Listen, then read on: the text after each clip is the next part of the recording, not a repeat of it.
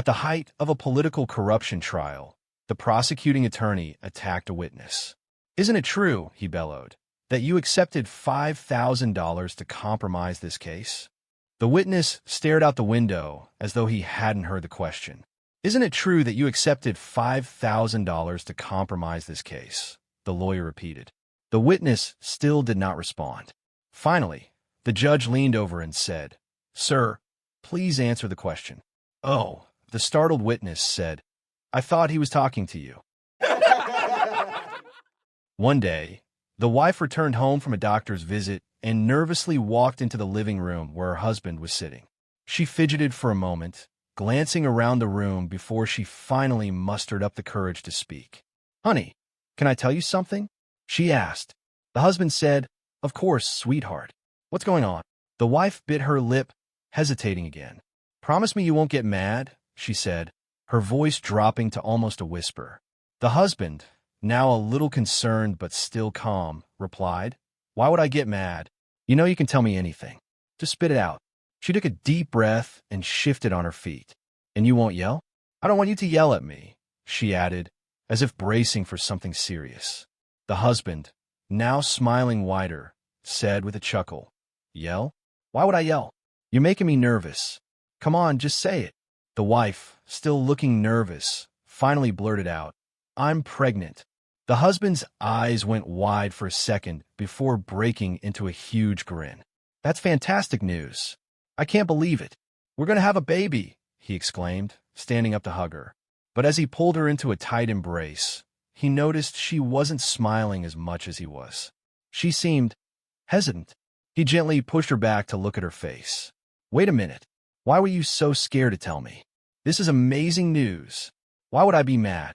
The wife glanced down and sighed. "Well, when I told my dad I was pregnant back in college, he was so mad, I got into huge trouble."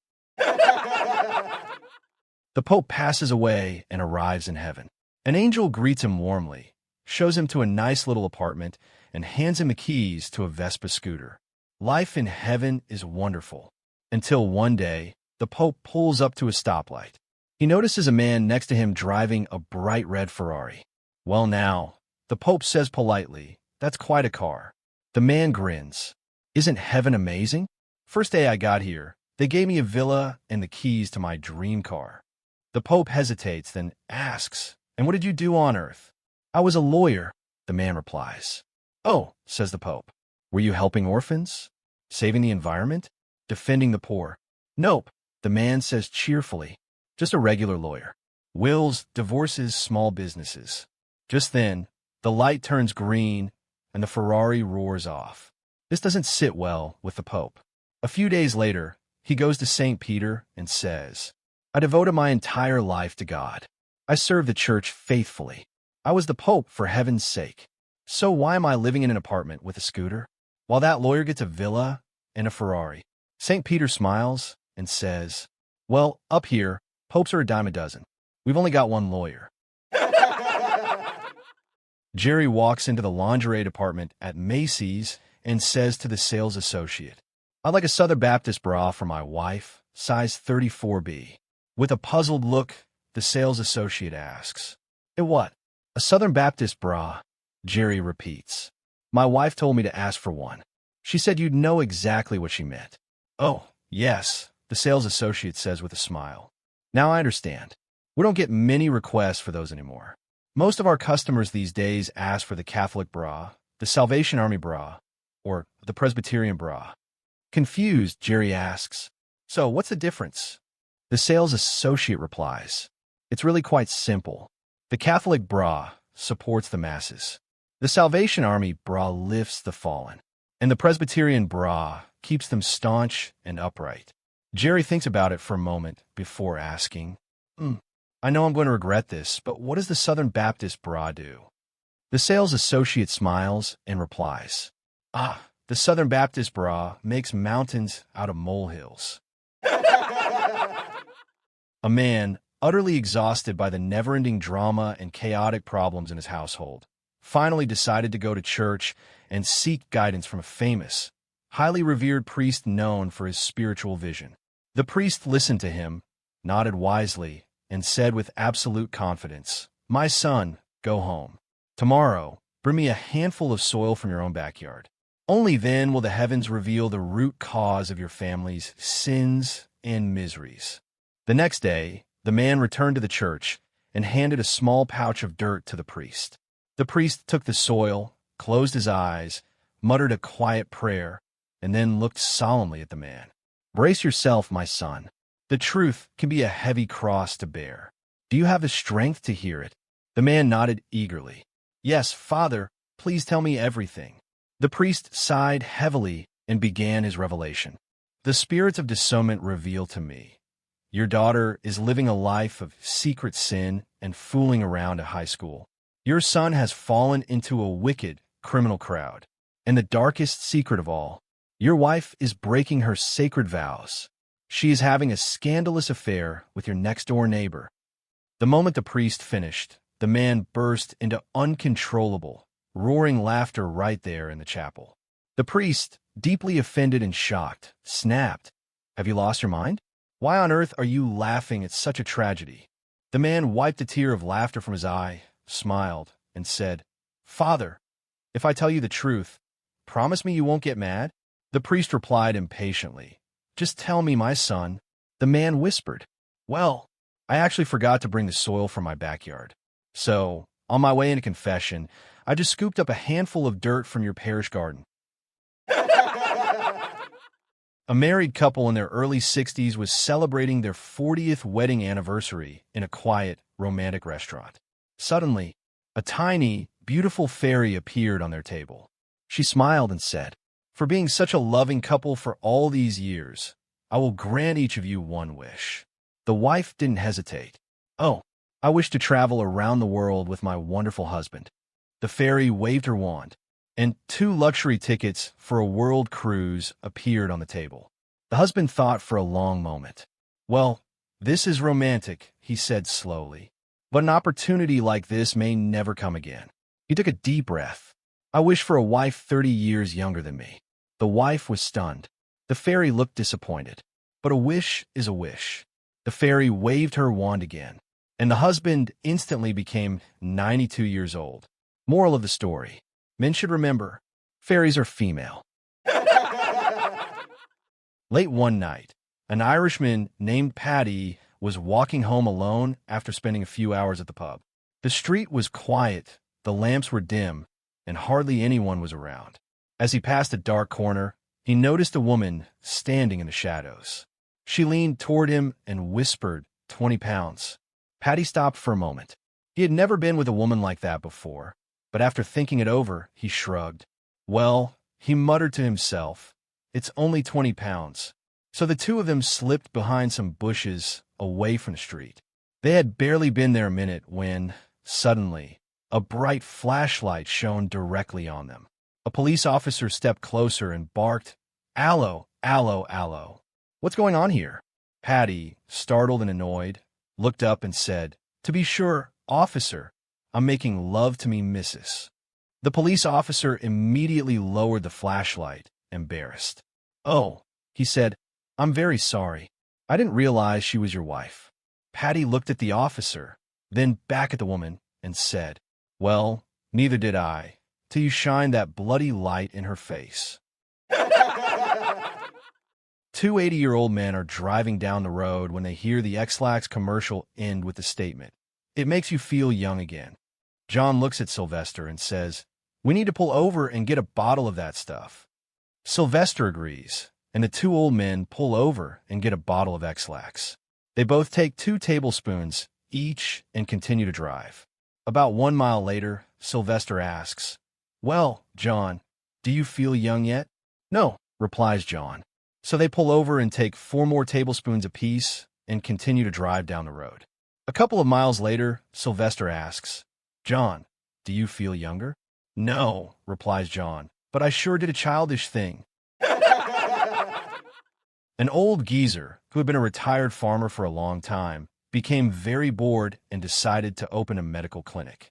He put a sign up outside that said, "Get your treatment for $500. If not cured, get back $1,000. Dr. Young, who was positive that this old geezer didn't know beans about medicine, thought this would be a great opportunity to get $1,000. He went to Dr. Geezer's clinic, and this is what happened. Dr. Young, Dr. Geezer, I have lost all taste in my mouth. Can you please help me? Dr. Geezer, nurse, please bring medicine from box 22 and put 3 drops in Drive Young's mouth. Dr. Young, Af, this is gasoline. Dr. Geezer, congratulations. You got your taste back. That will be $500. Dr. Young gets annoyed and goes back after a couple of days, figuring to recover his money.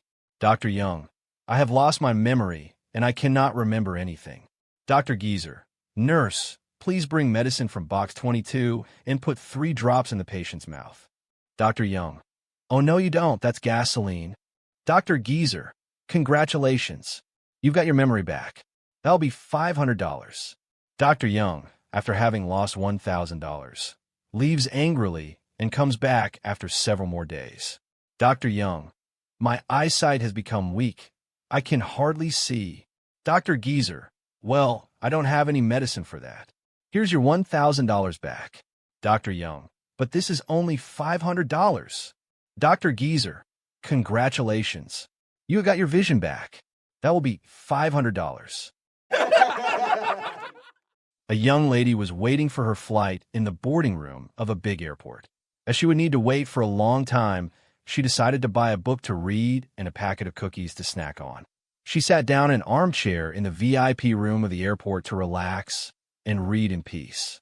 A man sat down in the next seat, opened his magazine, and started reading. When she took out the first cookie, the man took one also. She felt irritated, but said nothing. She just thought, what a nerve. If I weren't so nice, I would blacken his eye. For each cookie she took, the man took one too. This was infuriating her, but she didn't want to cause a scene. When only one cookie remained, she thought, what will this rude man do now? Then the man, taking the last cookie, divided it in half, giving her one half. That was too much. She was really angry now. In a huff, she took her book and the rest of her things and stormed off to the boarding place. For the next hours, she found it hard to forget what happened. She couldn't even focus on reading her book. How dare that guy, right? When she sat down in her seat on the plane, she looked into her purse to take out her reading glasses, and to her surprise, her packet of cookies was there, untouched and unopened. She felt so ashamed. She realized that she was wrong. She had forgotten that her cookies were kept in her purse. The man had divided his cookies with her, without feeling angered or bitter, while she had been very angry, thinking that she was dividing her cookies with him. And now there was no chance to explain herself, nor to apologize. A Chinese guy goes into a Jewish-owned establishment to buy black bras, size 38. The Jewish storekeeper, known for his skills as a businessman, says that black bras are rare and that he is finding it very difficult to buy them from his suppliers. Therefore, he has to charge $50 for them. The Chinese guy buys 25 pairs. He returns a few days later, and this time orders 50. The Jewish owner tells him that they have become even harder to get and charges him $60 each. The Chinese guy returns a month later and buys the store's remaining stock of 50, and this time for $75 each. The Jewish owner is somewhat puzzled by the large demand for black size 38 bras and asks the Chinese guy, "Please tell me, what do you do with all these black bras?" The Chinese guy answers, "I cut them in half and sell them as skullcaps to you Jews for $200 each." And this is why the Chinese own U.S. Business is business. A cowboy rode into town and stopped at the saloon for a drink. Unfortunately, the locals always had a habit of picking on newcomers. When the cowboy finished, he found his horse had been stolen. He comes back into the bar, handily flips his gun into the air, catches it above his head without even looking, and fires a shot into the ceiling. "Who stole my horse?" he yelled with surprising forcefulness. No one answered. "I'm going to have another beer, and if my horse isn't back outside by the time I'm finished, I'm going to do what I did back in Texas. And I don't want to have to do what I did back in Texas." Some of the locals shifted restlessly. He had another beer, walked outside, and was pleasantly surprised to find his horse had been returned. He saddled up and started a ride out of town. The bartender had followed him out of the bar. As he rode away, The bartender asked, "Say, partner, what happened in Texas?" The cowboy turned back and said, "I had to walk home." A man goes to a pet store and tells the owner that he wants to buy a pet that can do anything. The shop owner suggests a loyal dog. The man replies, "Come on, a dog?" The owner says, "How about a cat?" The man replies, "No way. A cat certainly cannot do everything. I want a pet that can do everything." The shop owner thinks for a minute and then says, "I've got it. A centipede." The man says, "A centipede? I can't imagine a centipede doing everything, but okay. I'll try a centipede." He brings the centipede home and says to the centipede, "Clean the kitchen." 30 minutes later, he walks into the kitchen and it's immaculate. All the dishes and silverware have been washed, dried, and put away. The countertops cleaned, the appliances sparkling, and the floor waxed. He is absolutely amazed. He says to the centipede, "Go clean the living room." 20 minutes later, he enters the living room. The carpet has been vacuumed, the furniture cleaned and dusted, the pillows on the sofa plumped, and the plants watered. The man thinks to himself, "This is the most amazing thing I have ever seen. This really is a pet that can do everything." Then he says to the centipede, "Run down to the corner and give me a newspaper." The centipede walks out the door. 10 minutes later, no centipede. 20 minutes later, no centipede. 30 minutes later, no centipede. At this point, the man wonders what is going on. The centipede should have been back in a few minutes. 45 minutes later, still no centipede. He can't imagine what could have happened. So he goes to the front door, opens it, and there's the centipede sitting right outside. Did the centipede run away? Did it get run over by a car? Where's that centipede? So he goes to the front door, opens it, and there the centipede is sitting right outside the door. The man says, "Hey, I sent you down to the corner store 45 minutes ago to get a newspaper. What is happening?" The centipede says, I'm going. I'm just putting on my shoes." A man was brought into the hospital's intensive care ward and put in a bed with tubes coming out everywhere. A week later, another man was admitted in a similar condition. Both lay there, machines pinging, tubes poking, etc. A couple more weeks before one of them had the strength to raise his hand and point to himself and say, "American." The other patient signaled he had heard, raised his own hand, and said, "Canadian."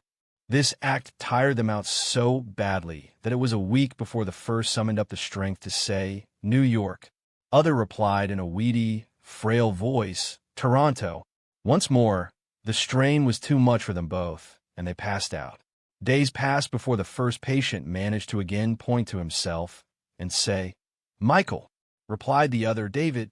A few hours later, Michael managed to point to himself again and rasp out weakly, "Cancer." David responded, "Sagittarius." A general visits an army hospital to check on the conditions and inspire the troops. It's WW3, trench warfare is living, and the men could really use some inspiration.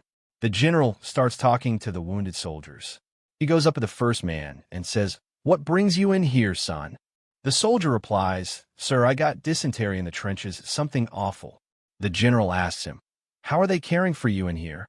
And the soldier replies, "Well, sir, every day the nurses put a cool cloth on my head, and they clean my behind with a soft brush." The general asks, "Is there anything else we can do for you?" And the soldier says, "No, sir, the nurses are doing the best they can." The general seems satisfied, thanks him for his service, and moves on to the next man. The general approaches the second man's bed and asks, "What brings you in here, son?" The soldier replies, somewhat embarrassed, "Sir, I got gonorrhea from a woman while I was on leave." The general laughs and says, "It happens to the best of us, son. How are they caring for you in here?" And the soldier replies, "Well, sir, every day the nurses put a cool cloth on my head, and they clean my privates with a soft brush."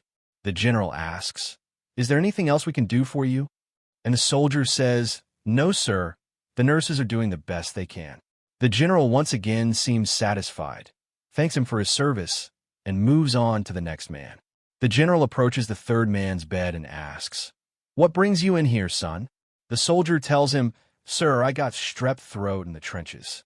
The general asks, How are they caring for you in here? And the soldier replies, well, sir, every day the nurses put a cool cloth on my head, and they clean my throat with a soft brush. The general asks, is there anything else we can do for you? And the soldier says, actually, sir, there is one thing. I like to be the first one to use the brush. Two men were walking home after a party and decided to take a shortcut through the cemetery just for laughs. Right in the middle of the cemetery, they were startled by a tap-tap-tapping noise coming from the misty shadows. Trembling with fear, they found an old man with a hammer and chisel chipping away at one of the headstones. Oh, mister, one of them said after catching his breath. You scared us half to death. We thought you were a ghost. What are you doing working here so late at night? Those fools, the old man grumbled. They misspelled my name. Two American men are touring Europe and are scheduled to arrive in France Sunday afternoon. However, they arrived several hours early and had little to do on Sunday morning while everything was closed. Well, one says to the other, pointing to a nearby cathedral, why don't we attend Mass? Sure, replies his friend. But we don't know how the French pray, and we can't speak French. The first guy thinks of a solution. We'll pick a guy in front of us, and whatever he does, we'll do. His friend agrees. They enter the church, sit close to the front, and choose a guy. 15 minutes pass, and their plan is working well. 30 minutes, no issues. By the time 45 minutes pass, they've gotten used to the routine. Suddenly, while everyone is seated, the priest says something in French, and the gentleman they chose stands up. Without thinking, the two Americans stand up as well. The church bursts into hard laughter. Realizing that no one else is standing up, the two American men leave in embarrassment. They wait for the Mass to end, and then approach the priest, who speaks English. We're well-meaning people. We don't speak French and just chose some guy to imitate while praying, one says. The priest chuckles. You're probably wondering why everyone laughed at you. Yes, replied the other American. Well, you see, I announced the baptism of a child and asked for the father of the child to stand up.